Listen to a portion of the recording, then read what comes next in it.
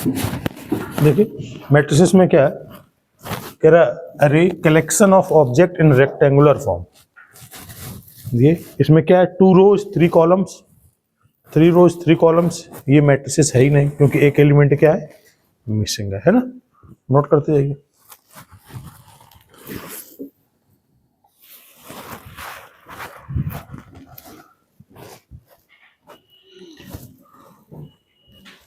फिर कुछ कुछ बेसिक डेफिनेशन है।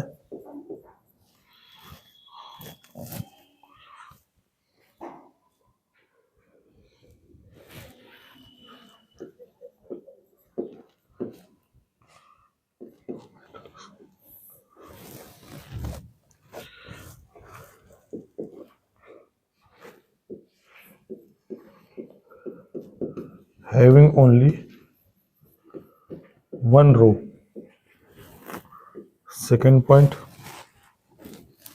कुछ इस तरीके से, A1 A2 और A3।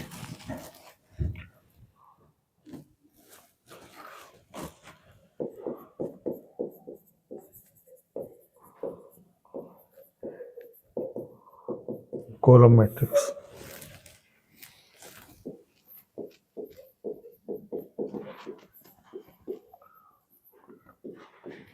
वन कॉलम, कुछ इस तरीके से।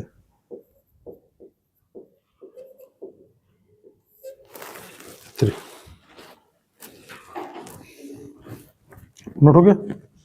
सारी चीजें नोट करते जाइए, कुछ कुछ बेसिक डेफिनेशन फिर क्वेश्चंस में आएंगे।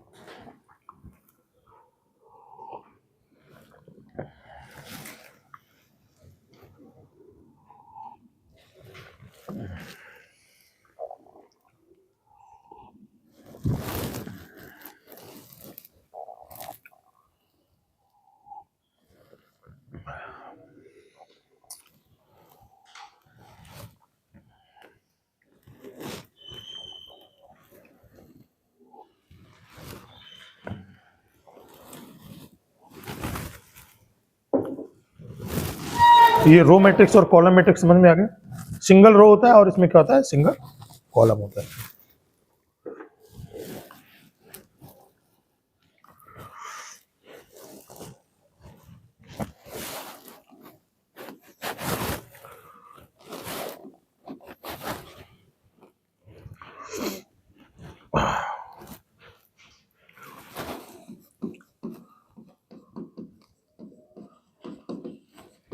Horizontal matrix,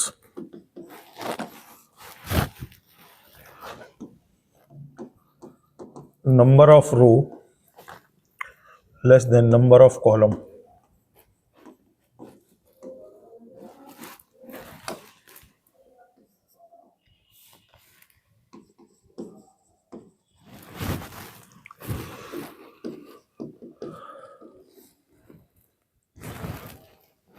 number of column बड़ा होगा, यानी A1 A2 A3 B1 B2 B3। Number of column ज्यादा होंगी, नंबर ऑफ रो कम होगा, तो ये क्या मैट्रिक्स आ जाएगा, हॉरिजॉन्टल मैट्रिक्स, है ना। फिर आता vertical matrix.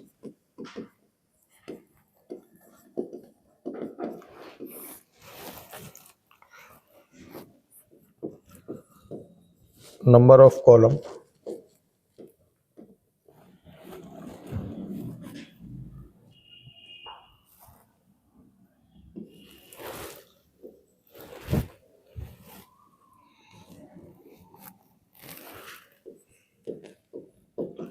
number of row.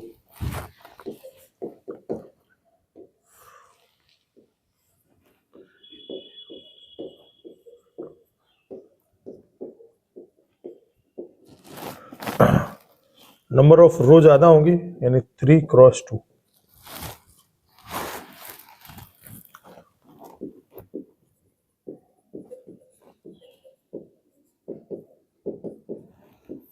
Square matrix.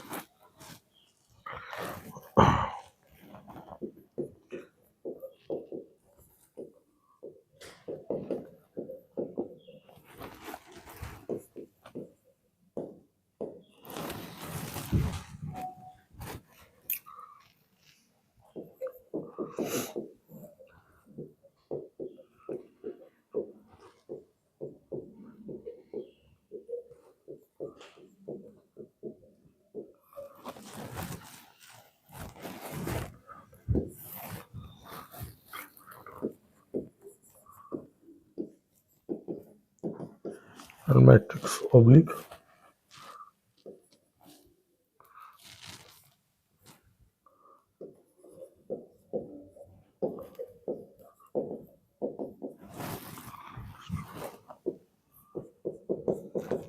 it is denoted by O, whose all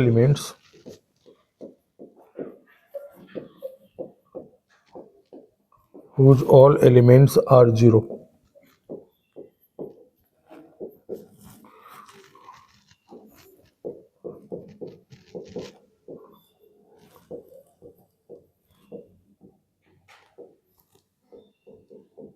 Two cross three.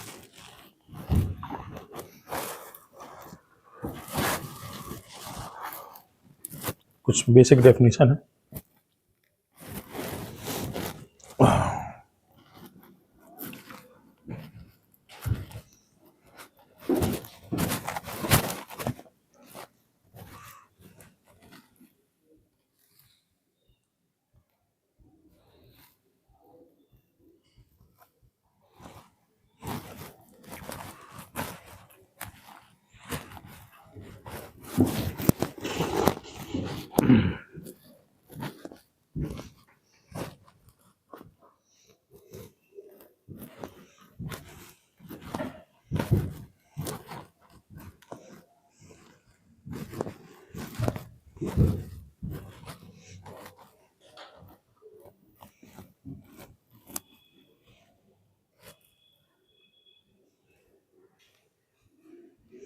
Note कर लिया.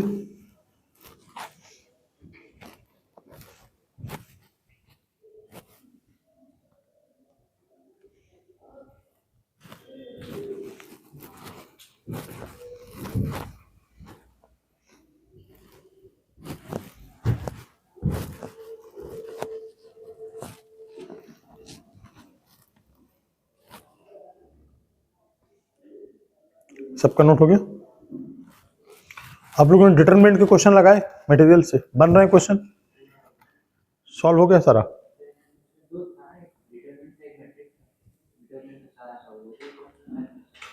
एक आध क्वेश्चन फंस रहा. पीवाईक्यू वगैरह देखें कुछ प्रीवियस ईयर. खैर परेशान होने की जरूरत नहीं है, उससे ज़्यादा टफ पीवाईक्यू नहीं होंगे. उसमें कोई ऐसा नया कॉन्सेप्ट जो ना समझ में आ रहा हो. आसान है. हाँ वही है, मेन चीज है भाई.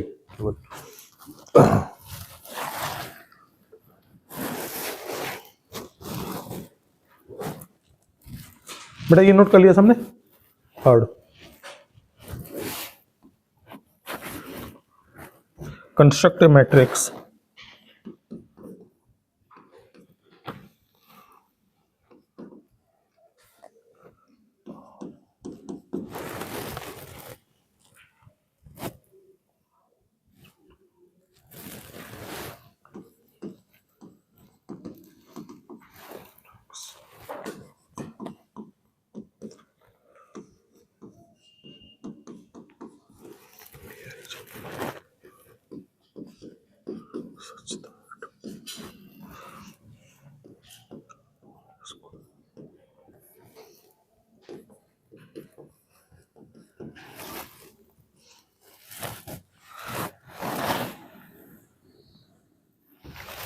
देखो ये 2x3 का मैट्रिक्स बनाना है और इसकी कंडीशन क्या लिखी हुई है, ये लिखी है। तो 2x3 का मतलब क्या हो गया, A11, A12, A13, A21, A22, ये 2x3 का मैट्रिक्स हो गया, है ना। सारे एलिमेंट इसमें बनाने पड़ेंगे। अब A11 की वैल्यू क्या आएगी, यहाँ से I की जगह 1, J की जगह 1, तो 1 - 1/2, तो वैल्यू आ जाएगी 0। A12 पहले वाले का स्क्वायर और दूसरे को सब्ट्रैक्ट करना, डिवाइडेड बाई 2, तो वैल्यू क्या आएगी -12। देखो बेटा 12 का मतलब क्या आ जाएगा, 1 square -2 divided by 2। A13 1 square -3/2, तो ये कितना आएगा -1। A21 2 स्क्वायर -1/2, तो आ जाएगा 3/2। A22 2 स्क्वायर -2/2, तो क्या आएगा 1 आ जाएगा। A23 2 स्क्वायर -3/2, मतलब हाफ। मैट्रिक्स बन जाएगा बेटा, ये क्या आ जाएगा 0, 12 की वैल्यू -1/2, 13 की वैल्यू -1, 21 की वैल्यू 3/2, फिर 1 और फिर 1/2। देखिए कहीं कोई डाउट आ रहा है क्या, कोई परेशानी, नोट करिए।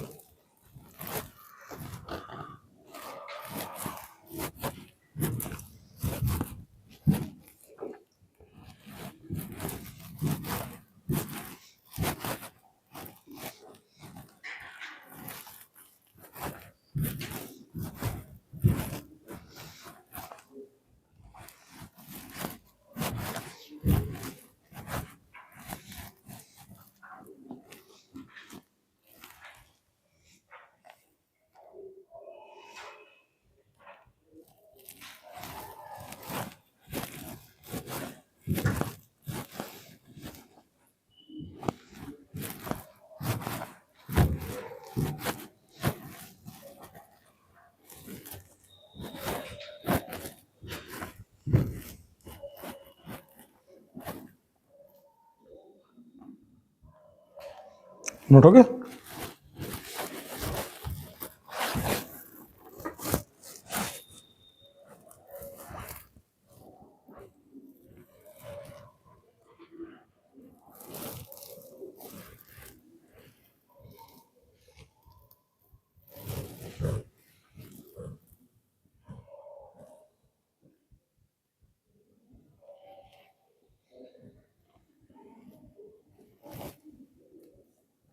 नेक्स्ट पेज करें।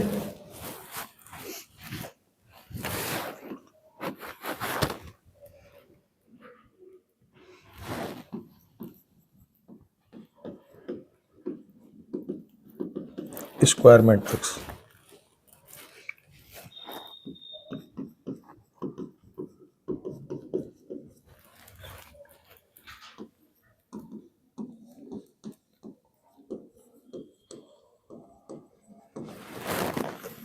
प्रिंसिपल डायगोनल एलिमेंट क्या होता है,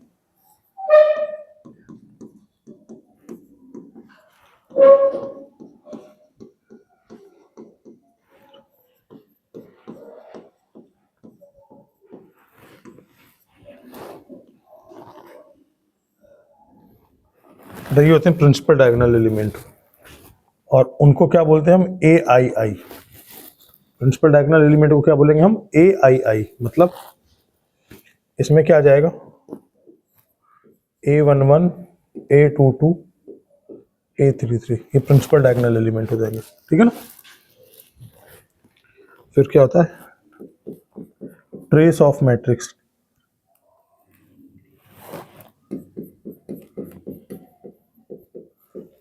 trace of matrix,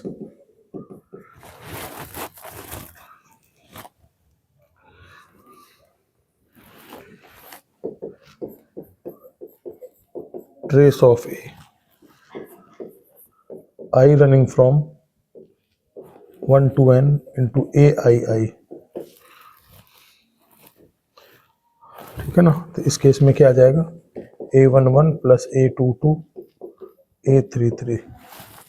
trace of matrix मतलब क्या होता है, sum. Next one is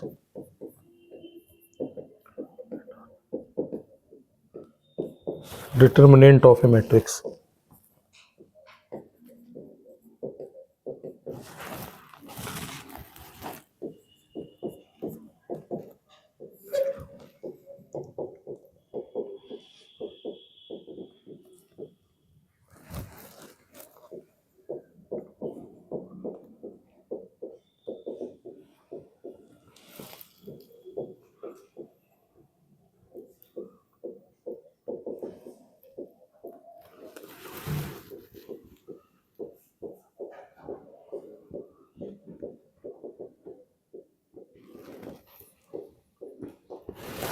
square matrix होता है डिटर्मिनेंट, है ना।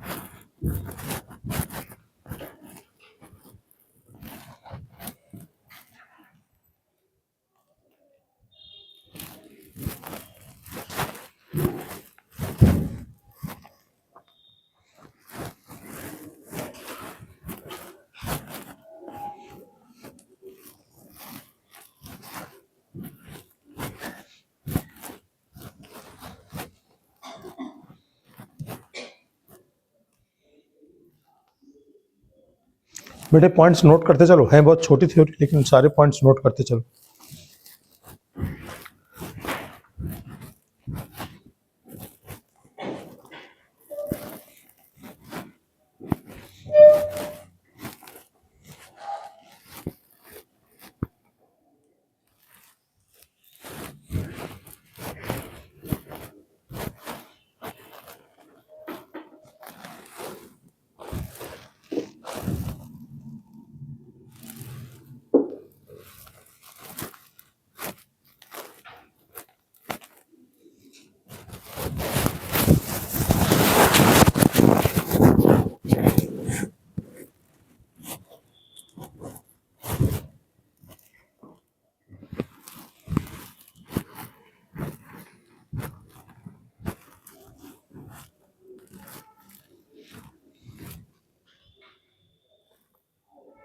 नोट हो गया बेटा, सारा नोट कर लिया।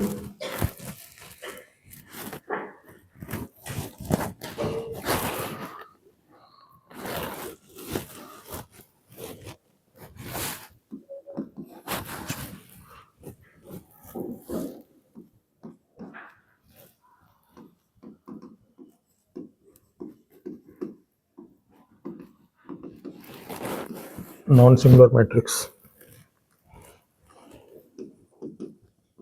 a matrix is said to be non-singular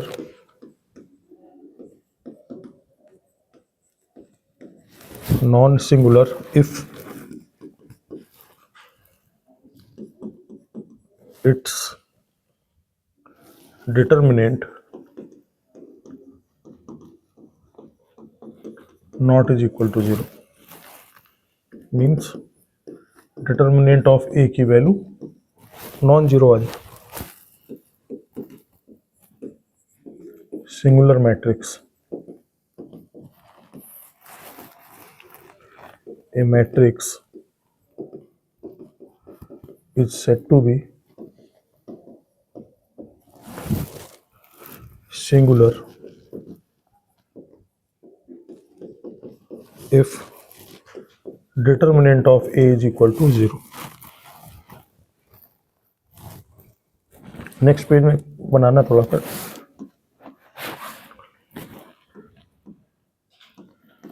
कि स्क्वायर मैट्रिक्स क्या क्या होता है।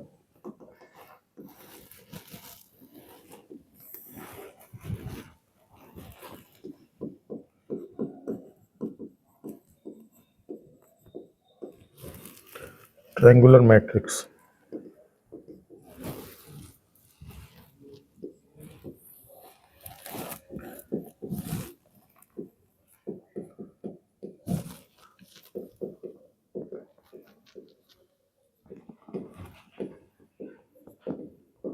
अपर ट्रायंगुलर मैट्रिक्स,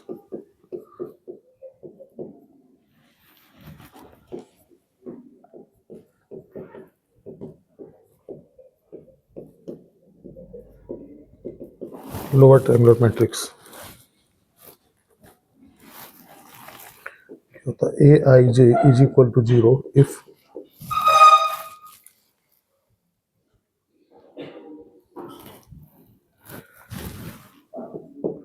आई ग्रेटर देन जे, और a i j greater than 0 if i less than J.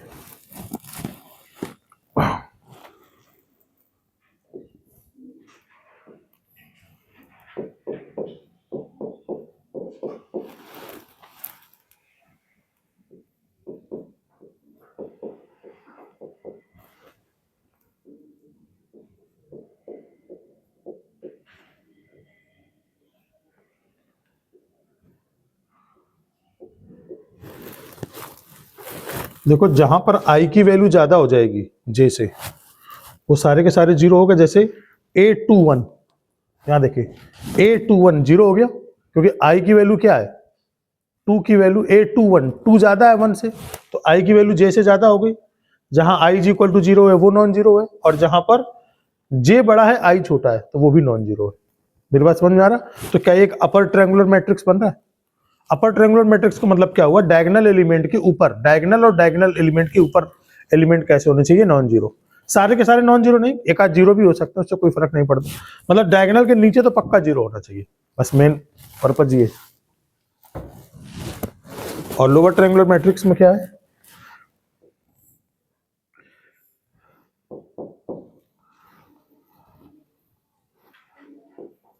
A11 0 0, A21 A22 0, A31 A32 A33। तो main diagonal के ऊपर वाले सारे एलिमेंट जीरो होने चाहिए। यहां पर जे की वैल्यू आई से ज्यादा होगी। डन।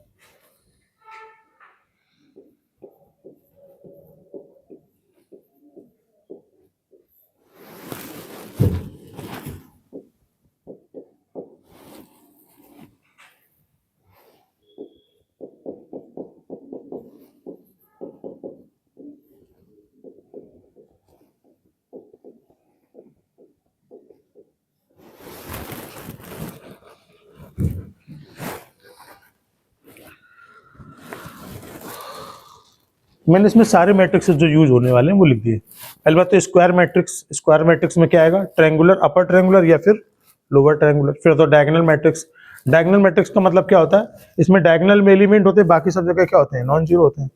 मतलब ए आई जे की वैल्यू जीरो होगी अगर आई नॉट इज इक्वल टू क्या हो, जे। अगर आई और जे आपस में डिफरेंट हो जाए तो वैल्यू जीरो होगी। तो इसमें दो मैट्रिक्स होते हैं, एक तो स्केलर मैट्रिक्स, दूसरा दूसरा आइडेंटिटी मैट्रिक्स।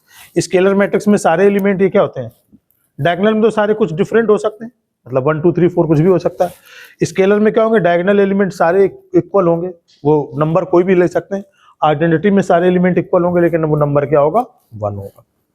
नोट करें, पिछले वाले भी लिख देता हूँ, यहाँ पे नोट करना स्टार्ट करें।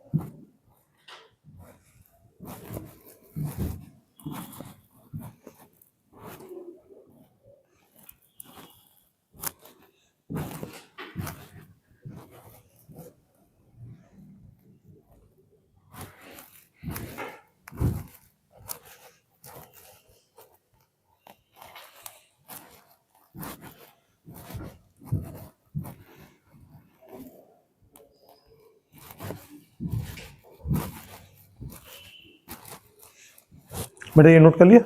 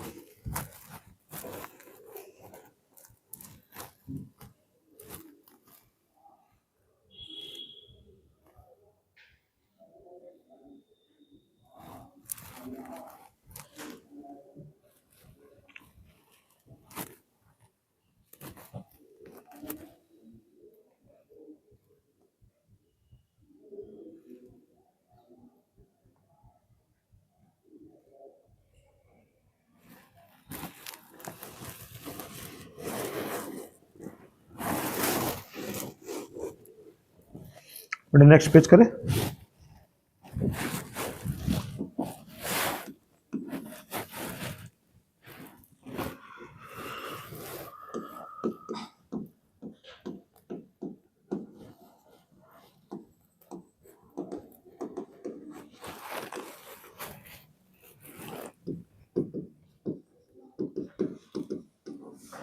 एडिशन,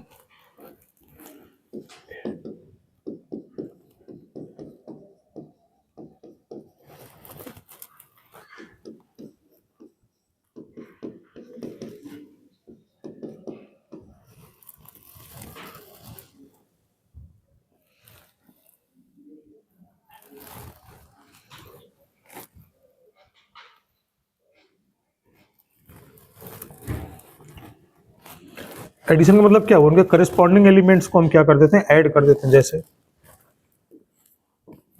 2 3 4 5 1 2 0 8, तो जो एलिमेंट होगा उसमें ऐड कर देंगे तो क्या आएगा, 3 5 4 30।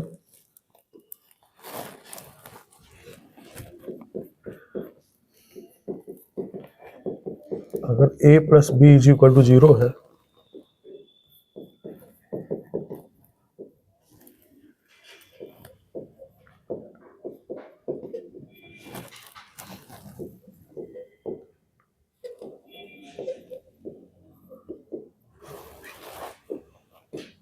b is additive inverse of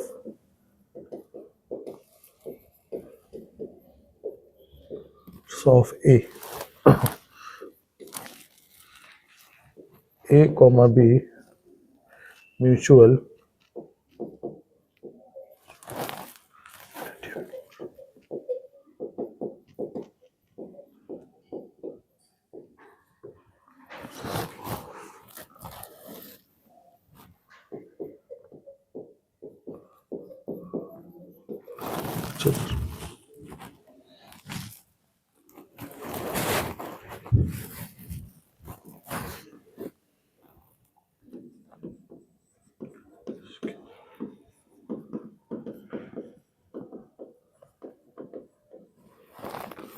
scalar multiplication.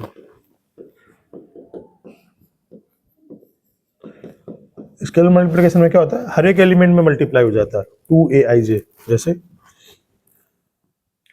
एक मैट्रिक्स दिया है 1 2 3 4, अगर हमें k इंटू ए चाहिए तो क्या आएगा, हर एक में मल्टीप्लाई हो जाएगा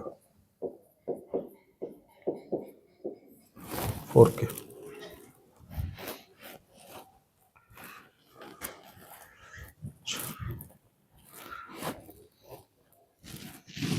एक और आगे देख लेते हैं अभी तक। जैसे मान लो एक मैट्रिक्स दिया है ए,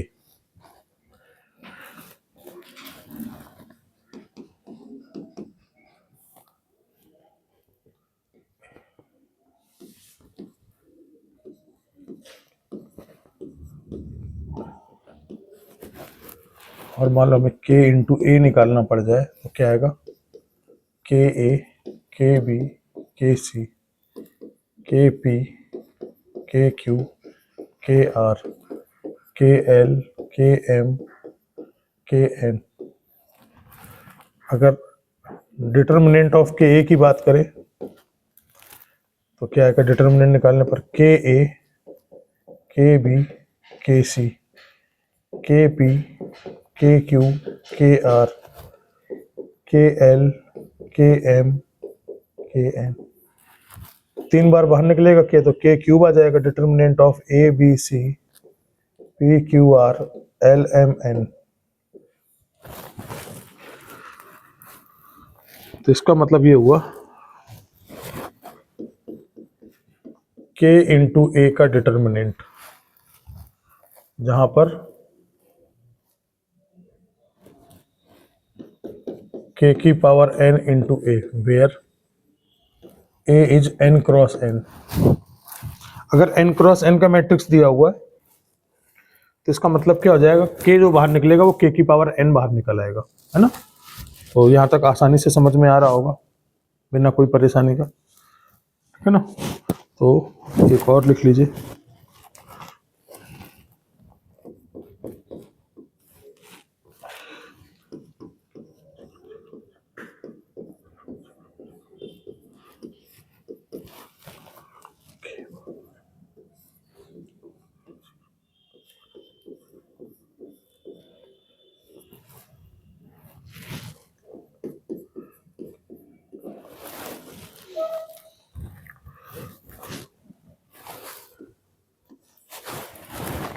बेटा नोट करो, है ना।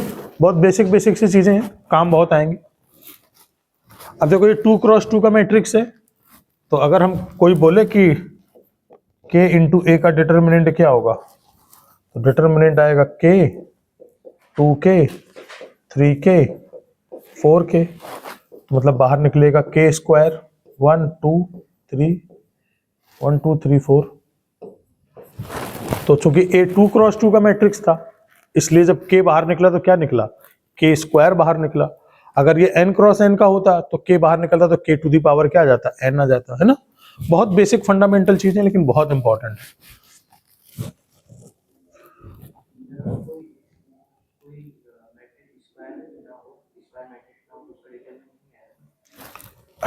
नहीं, डिटर्मिनेंट अगर आपको निकालना है तो उस मैट्रिक्स को स्क्वायर होना पड़ेगा। आपको मैंने जितने भी डिटर्मिनेंट कराए थे अभी प्रीवियस चैप्टर, वो सारे के सारे स्क्वायर मैट्रिक्स थे।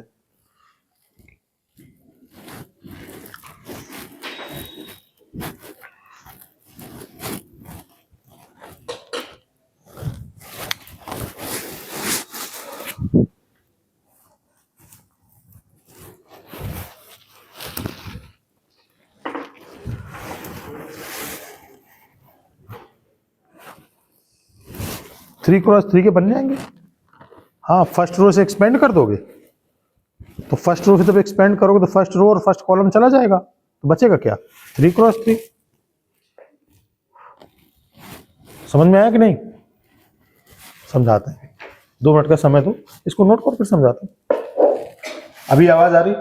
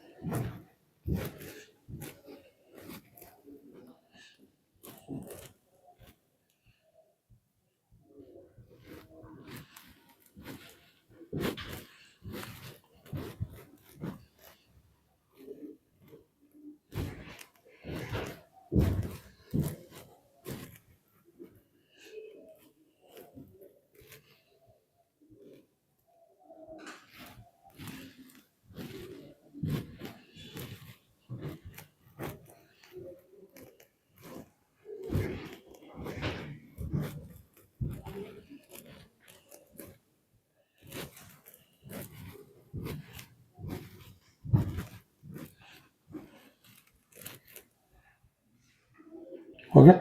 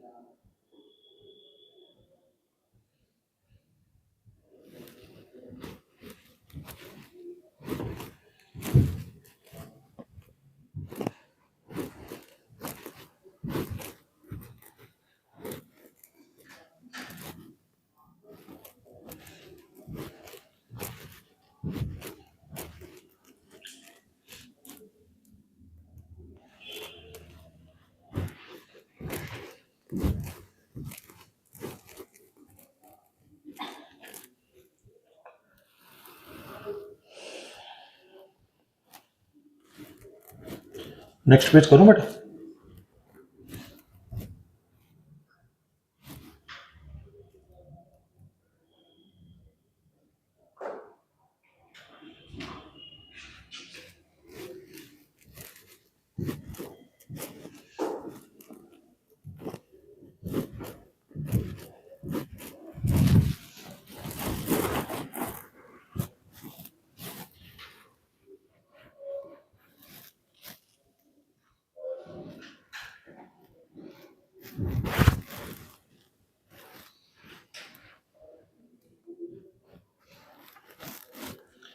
नेक्स्ट आर्टिकल,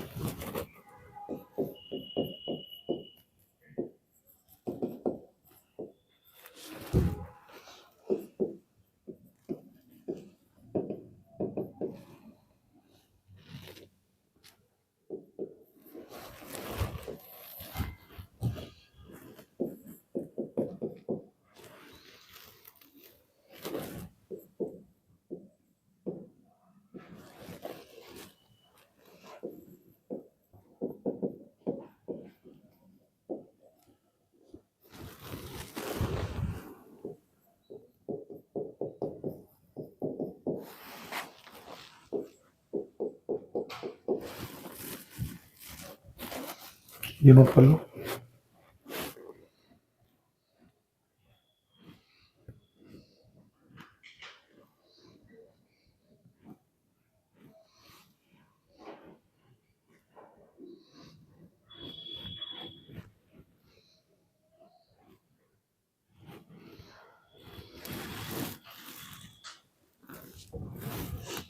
ये नोट कर लीजिए, इक्वलिटी ऑफ टू मैट्रिसेस। दो मैट्रिसेस इक्वल कब होंगे? जब इनके करस्पॉन्डिंग एलिमेंट कैसे हो आपस में? इक्वल। करस्पॉन्डिंग एलिमेंट आपस में कैसे हो जाए? इक्वल हो जाए। तो इक्वल होने के लिए क्या होना चाहिए? दोनों मैट्रिक्स का ऑर्डर क्या होगा? सेम होगा, है ना? नोट हो गया?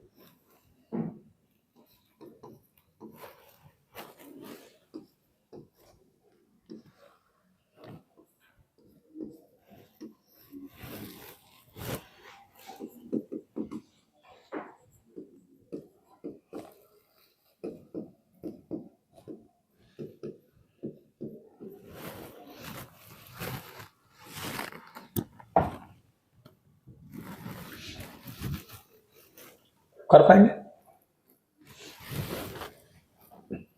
क्या करना होगा? इसमें 2 का मल्टीप्लाई करना होगा। 2 4 0 -4 2 और 6 0 -2 और 4। इसमें 3 का मल्टीप्लाई करना होगा। 3 -6 6 6 9 3 0 3 0। फिर -5i 5 0 0 0 5 0 0 0 5। बस करस्पॉन्डिंग एलिमेंट को क्या कर देंगे हम? ऐड सब्ट्रैक्ट कर देंगे। 2 और 3 कितना हुआ? 5 5 5 5 0। 6 -4 -2 6 4 -6 -2। फिर 6। फिर क्या आएगा? -4 + 6 2 2 -0 2 2 और 9 11 11 -5 6 6 और 3 9 0 0 -0 मतलब 0 -2 + 3 यानी 1 1 -0 1 4 4 -5 -1। बेटा यही आ रहा आंसर।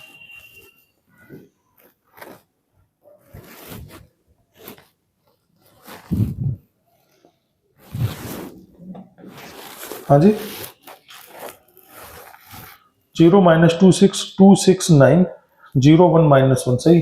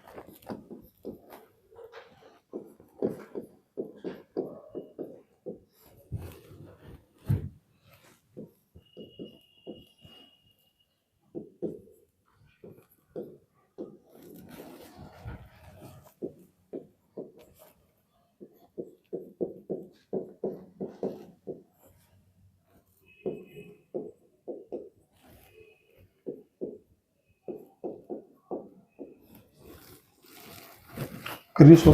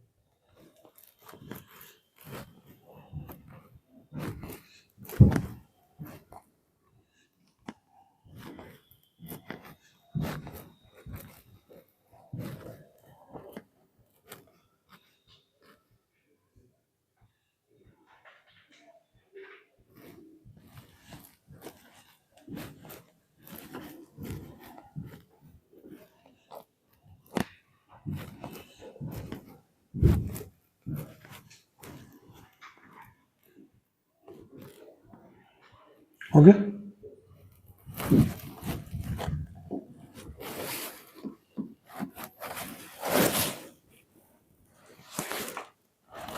देखिए क्या दिया ना,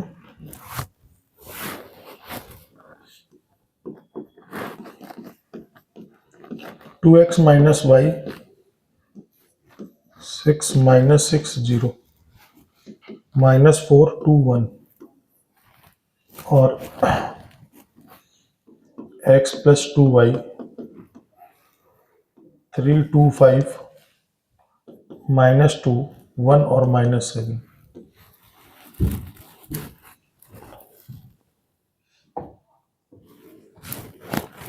तो देखो मान लेते हैं 2x माइनस वाई को, इसको मान लेते हैं a, और x प्लस 2y इसको क्या मान लेते हैं, मैट्रिक्स b मान लेते हैं ना। इसमें 2 से मल्टीप्लाई कर दो तो 4x minus 2y is equal to 2a। ये क्या आएगा, x plus 2y is equal to b। इनको ऐड कर दिया तो ये कितना आ जाएगा, 5x is equal to 2a plus b। तो x की वैल्यू क्या आएगी, 1/5 2a प्लस b, है ना। किसी एक में पुट कर दीजिए, ये ऐसा करिए। अब x हो गया, x को फिनिश कर लेते हैं। तो 2x minus y is equal to a, 2 से मल्टीप्लाई कर दीजिए तो 2x plus 4y is equal to 2b। Subtract कर दें, ये खत्म हो जाएगा। तो -3y नहीं -5y is equal to a minus 2b। तो 5y क्या हो जाएगा, 2b माइनस a। तो y की वैल्यू क्या आएगी, 1/5 2b माइनस a, है ना। तो बस अब x और y निकल जाएगा। कैपिटल X क्या था, 1/5 2a प्लस b 1/5 तो 2a का मतलब इसमें 2 से मल्टीप्लाई करना पड़ेगा। तो कितना आ जाएगा, 12 -12 0 -8 4 और 2 प्लस बी, बी का मतलब हो जाएगा 325 -2 1 और -7। तो देखो बेटा कितना आएगा 1/5, तो ये आ जाएगा 15, ये आ जाएगा -10, ये आ जाएगा 5, -10 5 -5, 5 से डिवाइड कर दो तो कितना आ जाएगा 3 -2 1, फिर -2 1 और -2, ये बेटा कैपिटल एक्स आ जाएगा। क्या मेरी बात यहां तक समझ में आ रही? जैसे मैंने कैपिटल एक्स निकाला है वैसे आप कैपिटल वाई निकाल सकते हैं, 1/5 2b - a करके, है ना। निकाल लीजिए बेटा कैपिटल वाई, यहां लिख देता हूं। सिमिलरली कैपिटल वाई की जो वैल्यू आएगी, आंसर लिख देता हूं डायरेक्ट। कैपिटल वाई आ जाएगा 0 2 2 0 0 -3।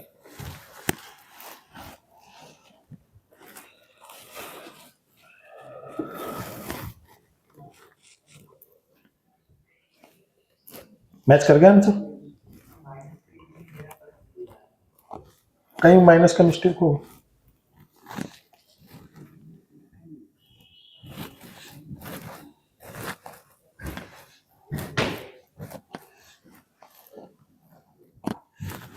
आपके पास मैट्रिसेस डिटरमिनेंट का मॉड्यूल लाए आप लोग? तुम लाए? तुम और कितने लोग लाए मॉड्यूल? कोई नहीं, यहां नहीं लाए हो आप में से कोई?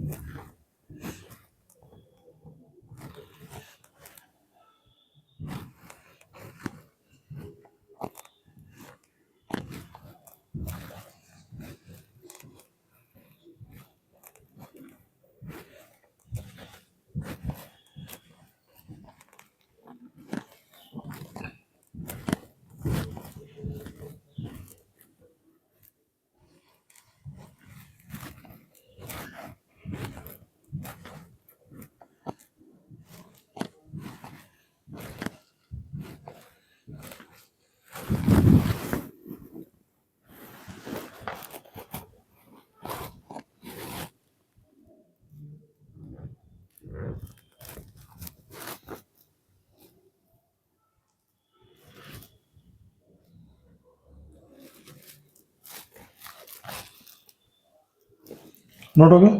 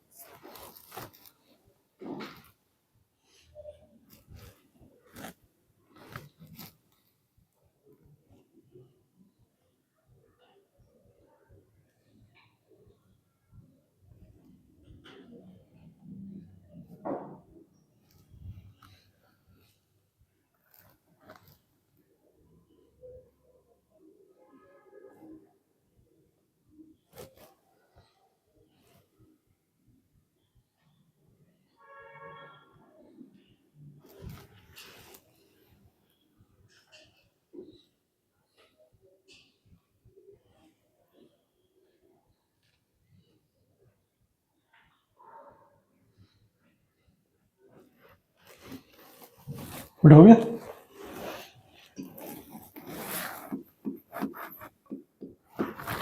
कह रहा है matrix has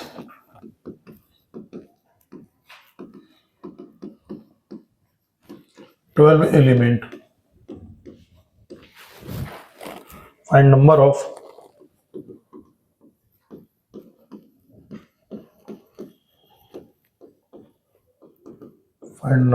possible order it can have। तो 12 एलिमेंट है, क्या हो सकता है? 1 1 12 12 1 2 6 6 2 3 4 4 3 एक ऑर्डर हो सकते हैं 6।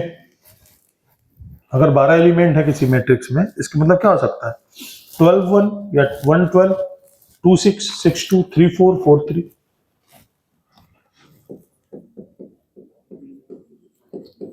सॉल्व द इक्वेशन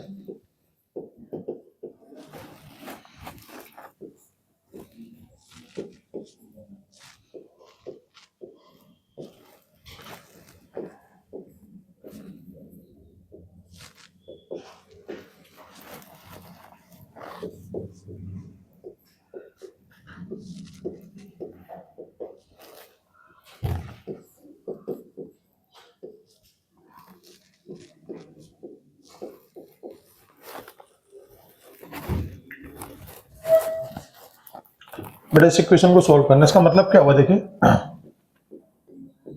इसका मतलब हो गया x -2y -3z और पहला एलिमेंट कितना है -12। बेटा इसका मतलब ये हो गया कुछ, फर्स्ट एलिमेंट लेकर के एक करस्पॉन्डिंग एलिमेंट को ऐड सब्ट्रैक्ट करोगे, ये आ जाएगा। पहले एक मैट्रिक्स में 12 एलिमेंट दिए हैं तो उसका ऑर्डर क्या क्या हो सकता है, ये वाला समझ में आया?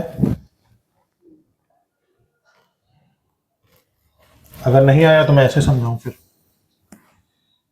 पहले एलिमेंट में क्या आया x -2y -3z। दूसरा एलिमेंट क्या हुआ 2y -2z +3x। तीसरा एलिमेंट हुआ 3z +2x +3y। और ये क्या आएगा -12 1 और 17 इक्वल कर दो x -2y -3z, इसकी वैल्यू -12, ये आएगा 3x +2y -2z, इसकी वैल्यू 1 के इक्वल, और 2x +3y +3z is equal to कितना 17। इन तीनों इक्वेशन को सॉल्व करोगे आंसर आ जाएगा। नोट करो बेटा।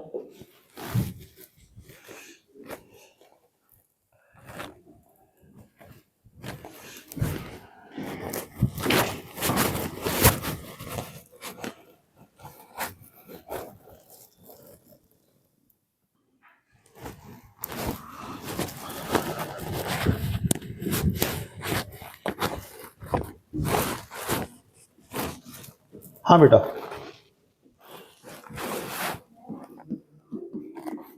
मॉड्यूल का क्वेश्चन नंबर 1 आप लोग सॉल्व करिए, 2 मिनट का टाइम देता हूं आपको। किस वाले, प्रीवियस वाले में 1 2 3?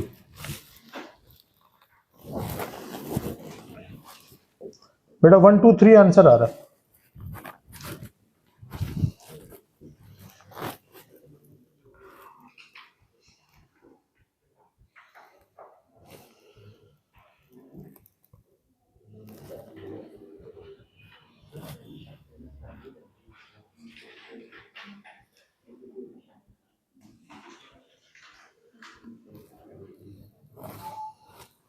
बेटा करिए क्वेश्चन नंबर 1।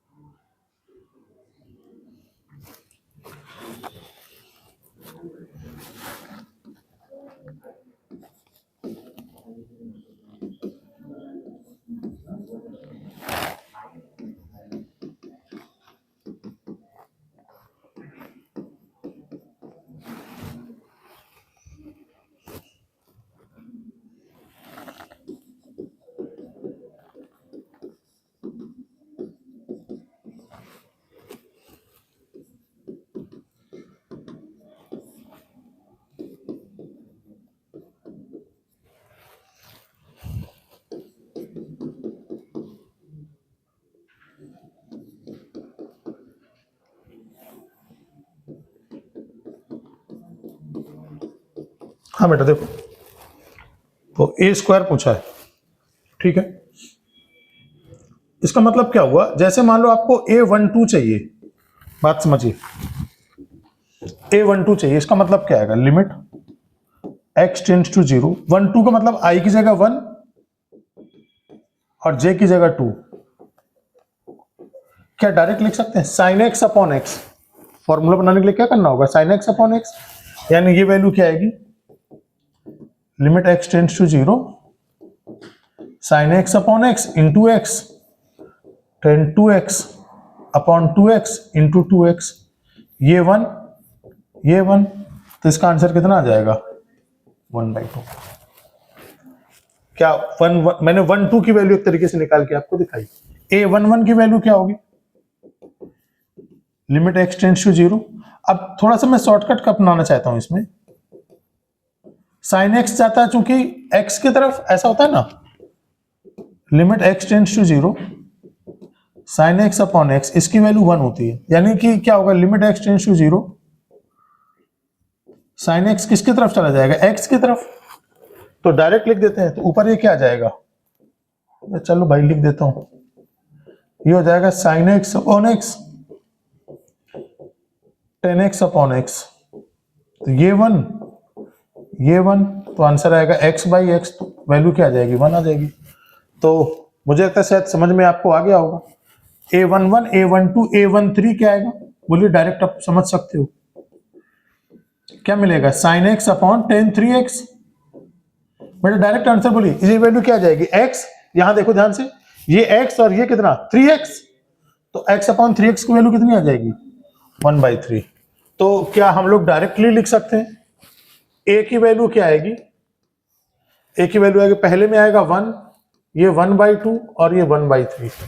बेटा a21 कितना आएगा, 2/1 आ जाएगा, मेरे साथ रिस्पॉन्स करो, a21 की वैल्यू क्या आएगी, देखिए a21 sign 2x upon 10x, मैं करके दिखाऊं क्या, तो क्या मैं डायरेक्ट लिख सकता हूं 2/1 a21 a21 a22, यानी कि 2/2 2/3 2/3 3/1 3/1 3/2, बेटा a स्क्वायर निकाल लो इसका, तो a का वैल्यू कितना आ जाएगा, a का वैल्यू आ गया 1 1/2 1/3 2 1 2/3 3 3/2, a स्क्वायर का मतलब समझ रहे हो ना, row by column method, row by column method करते हैं।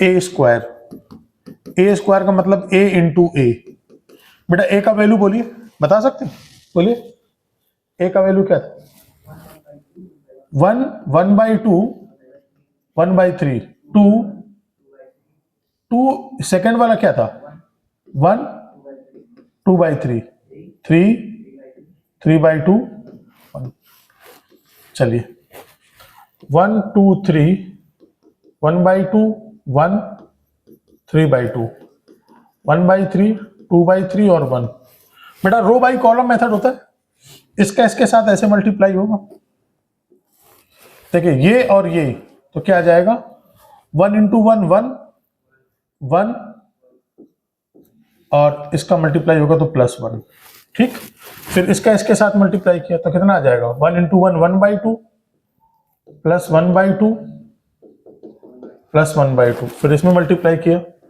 1/3 plus 1/3 plus 1/3, second row first column में मल्टीप्लाई किया तो कितना आएगा 2 प्लस 2 प्लस 2, इसके साथ मल्टीप्लाई किया तो 1 प्लस 1 प्लस 1, इसके साथ मल्टीप्लाई किया तो कितना आएगा 2/3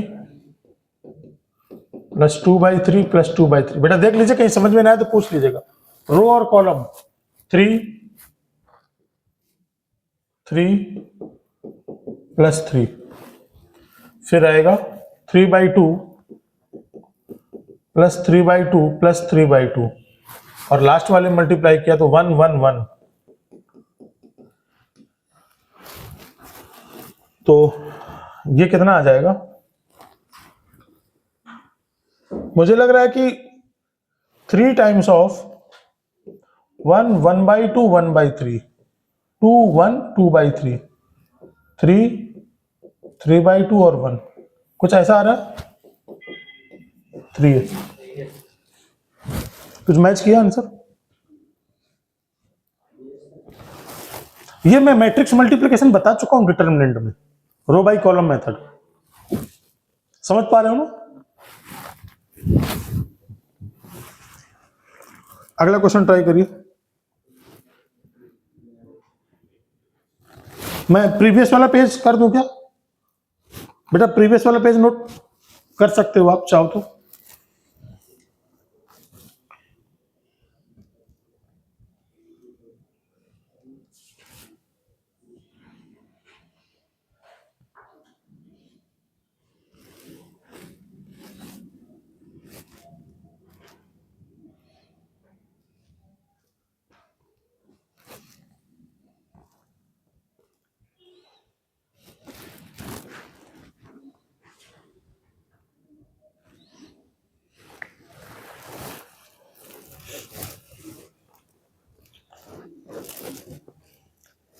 नोट कर लो आराम से ताकि समझ में आ जाए कि क्या है।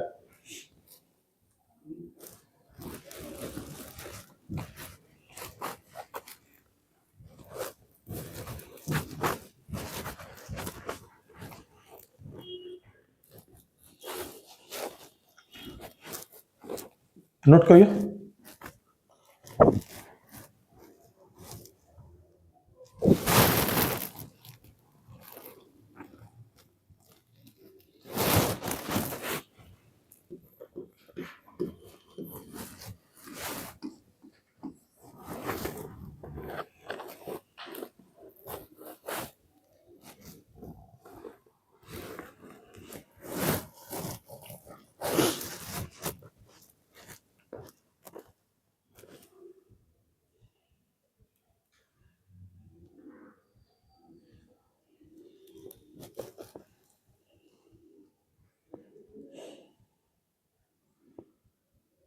नेक्स्ट पेज करूं बेटा?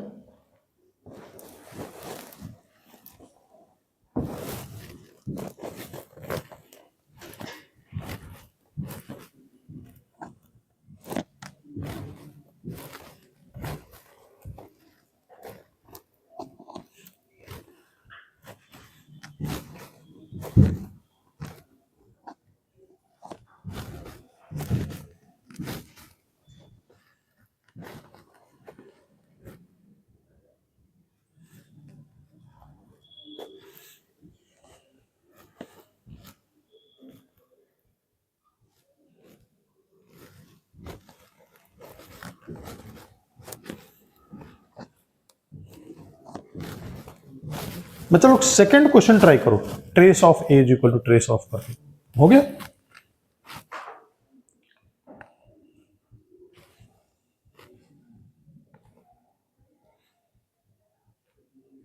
सेकंड क्वेश्चन समझ में आ रहा है? पहले इसका नेक्स्ट पेज कर दो। ये पेज नोट कर लिया? कितना नोट करोगे? हो गया। सेकंड पेज लिखो।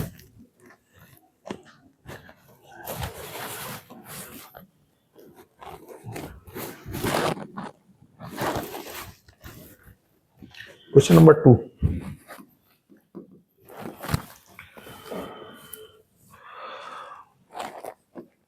For alpha beta gamma A का वैल्यू क्या है? Alpha square 6 8 3, beta square 9 4 5, gamma square, and B is equal to है 2 अल्फा 3 5 2 2 बीटा 6 1 4 2 गामा -3। क्वेश्चन में कह रहा है if trace of A is equal to trace of B, है ना, then the value of 1 upon alpha plus 1 upon beta plus 1 upon gamma. बेटा ट्रेस क्या होता है? Sum of diagonal element of this one और sum of diagonal element of ये होता है। तो इसका मतलब क्या हुआ? क्योंकि कह रहा है trace of A is equal to trace of B, तो पहले मैट्रिक्स का ट्रेस क्या हो जाएगा? Alpha square plus beta square plus gamma square. इसका हो जाएगा trace 2 alpha plus 2 beta plus 2 gamma minus 3। ये तो बेटा होगा। तब देखो जरा इसको शिफ्ट करो यहाँ पर, तो अल्फा स्क्वायर माइनस 2 अल्फा और ये 3 आ जाएगा तो plus 1, beta square minus 2 beta plus 1, gamma square minus 2 gamma plus 1। देखो ये माइनस 3 जो है वो 3 पार्ट में डिवाइड हो गया 1 1 1, ठीक है ना। तो ये वैल्यू क्या दिखेगी आपको?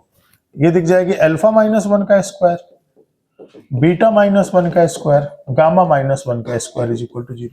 3 नंबर का स्क्वायर और उनका सम 0 के इक्वल आ रहा है। तो ये तभी पॉसिबल होगा जब सारे के सारे इंडिविजुअल 0 होंगे। तो अल्फा 1, बीटा 1 और गामा 1। तो क्या पूछा है आपसे? 1 upon alpha plus 1 upon beta plus 1 upon gamma, तो 1 plus 1 plus 1, so answer is 3। आसान है ना? कोई दिक्कत? प्रीवियस वाला तो क्वेश्चन लिखा है मैंने केवल, ये तो केवल क्वेश्चन नोट किया मैंने केवल सेकंड नंबर। मुझे लग रहा है आसानी से समझ में आ गया होगा।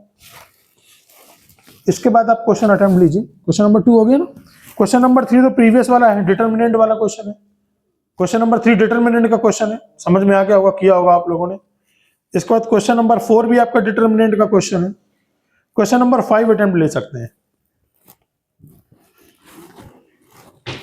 Question number 5, if m is a square matrix of order 2, then कह रहा है trace of m square plus trace of m का whole square is equal to.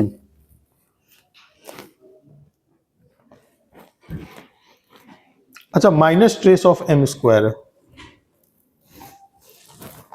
बेटा। नेक्स्ट पेज लिख देता हूं। क्या दिया क्वेश्चन नंबर 4 में? नहीं, question number 5, m is a square matrix of order 2। m की वैल्यू मान लेते हैं a b c d, ठीक है ना। तो बेटा m स्क्वायर क्या आ जाएगा? m स्क्वायर का मतलब हो जाएगा a b c d और a b c d। देखो क्वेश्चन कैसे आसानी से बनता है। कह रहा है कि m ये दिया है तो m स्क्वायर बेटा ये निकलेगा ऐसे, तो मल्टीप्लाई करिए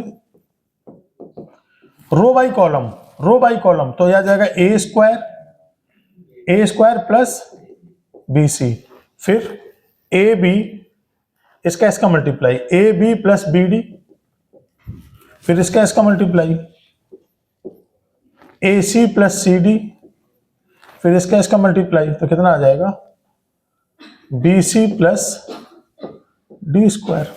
तो क्वेश्चन में क्या कह रहा है? क्वेश्चन में कह रहा है कि minus trace of M square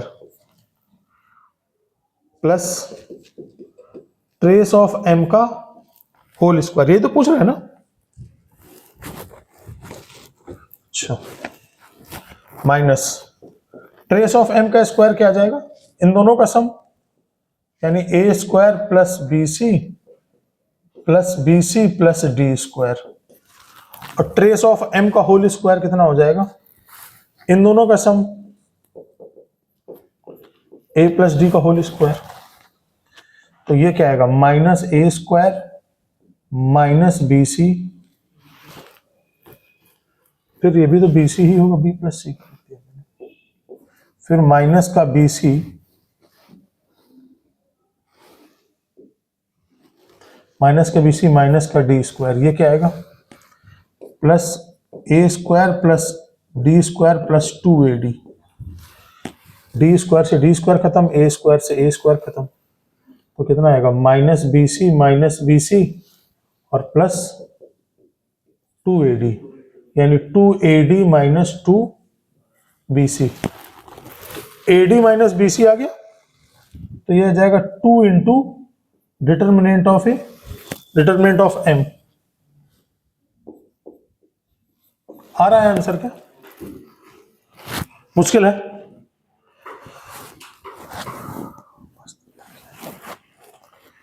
छठवां आपका प्रीवियस है, डिटरमिनेंट का क्वेश्चन है। सातवां डिटरमिनेंट का क्वेश्चन है। आठवां ये भी बन सकता है आराम से। Then the matrix, then the trace of matrix B to the power 5।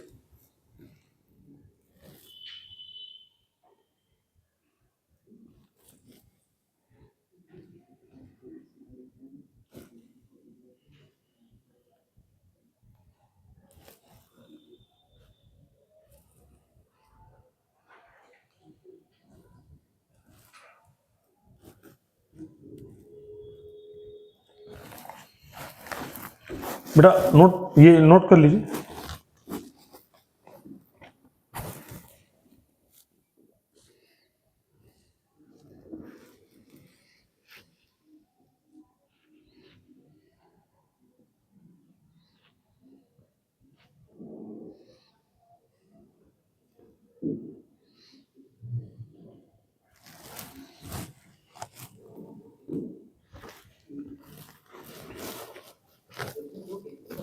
किस क्वेश्चन में देखता हूँ।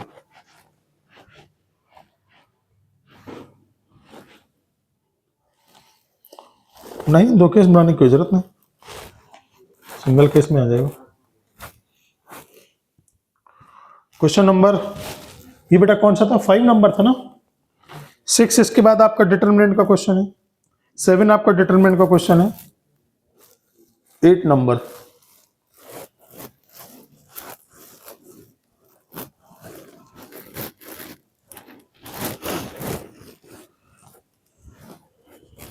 बेटा नोट कर लिया ये।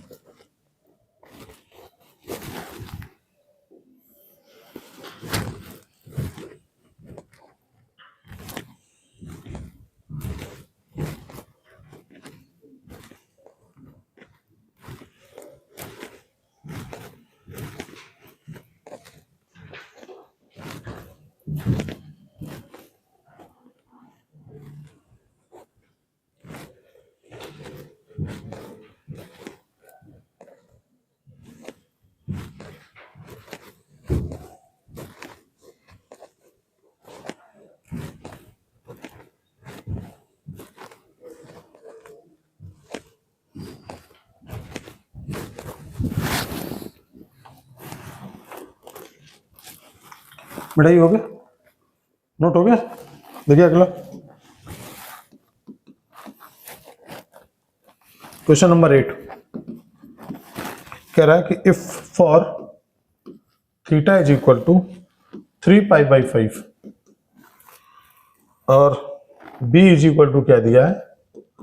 Bij, square matrix of order 2x2। तो बेटा Bij की वैल्यू क्या डिफाइन है? जब i is equal to j है तो ये cos थीटा लिखना है इसको। जब i का वैल्यू ग्रेटर देन j है तो लिखना है cos j π/2 प्लस थीटा और sin j π/2 माइनस थीटा जब i का value less than j। Then trace of matrix b to the power 5। चलिए देखिए बेटा b11 क्या आ जाएगा? cos theta. b12 का मतलब क्या हुआ बेटा? j की वैल्यू ज्यादा है तो ये क्या जाएगा? साइन j की जगह 2 रख देंगे, 2π/2 माइनस थीटा। तो साइन पाई माइनस थीटा क्या जाएगा बेटा? Sine theta. 2 1 में क्या हुआ? अब i की वैल्यू ज्यादा है j से तो क्या जाएगा? cos i और j का मतलब 1, तो π/2 plus theta. cos 90 plus theta क्या होता है? Minus sine theta. और b22 मतलब cos थीटा। तो आ जाएगा मैट्रिक्स b की वैल्यू क्या आ जाएगी? cos theta 1 2 sine theta 2 1 minus sine theta और कॉस थीटा। चलिए बी स्क्वायर देखते हैं क्या आएगा। बी स्क्वायर का मतलब हो गया cos theta sine theta minus sine theta and cos theta, है ना। Cos theta sine theta minus sine theta और कॉस थीटा, मल्टीप्लाई करो रो बाई कॉलम मेथड। तो कॉस इंटू कॉस क्या आ जाएगा, cos square theta minus sine square theta. बेटा cos square theta minus sine square theta, इसका multiply करेंगे तो sine theta cos theta plus sine theta cos theta.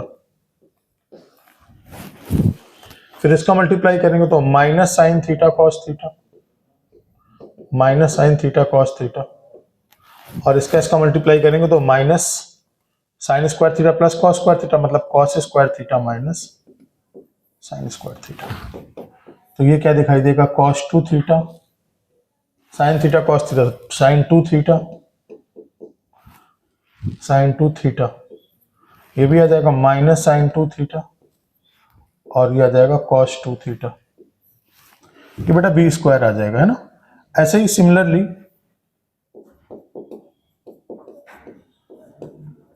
बेटा B की पावर 5 क्या आ जाएगा, cos 5 theta sine 5 theta minus sine 5 theta और कॉस 5 थीटा।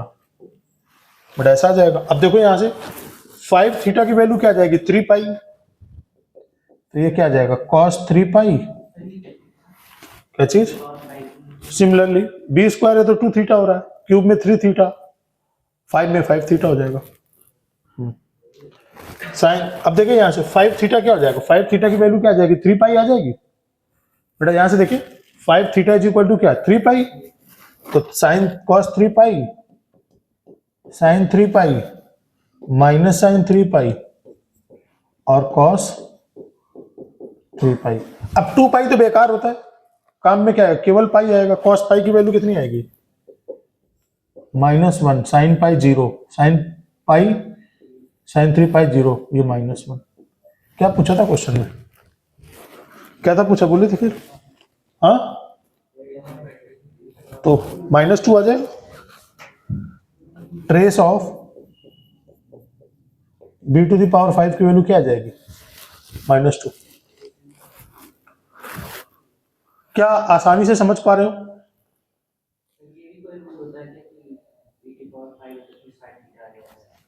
रूल नहीं होता ये। हालांकि इस तरह का अगर मैट्रिक्स हो तो ये याद रखा जाता है। ऑर्डर देख लीजिए, क्यों कई बार आएगा ये चीज, बाकी निकाल करके आ जाएगा। 2 बार बस, ज्यादा से ज्यादा। बाकी याद करना है ये, जब आप ज्यादा क्वेश्चन लगाओगे ना इसके, तो लगेगा ये तो बार बार पूछा जा रहा है, तो सीधे स्टैंडर्ड याद रखेंगे।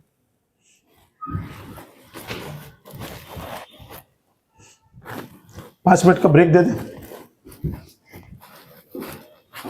10 मिनट का।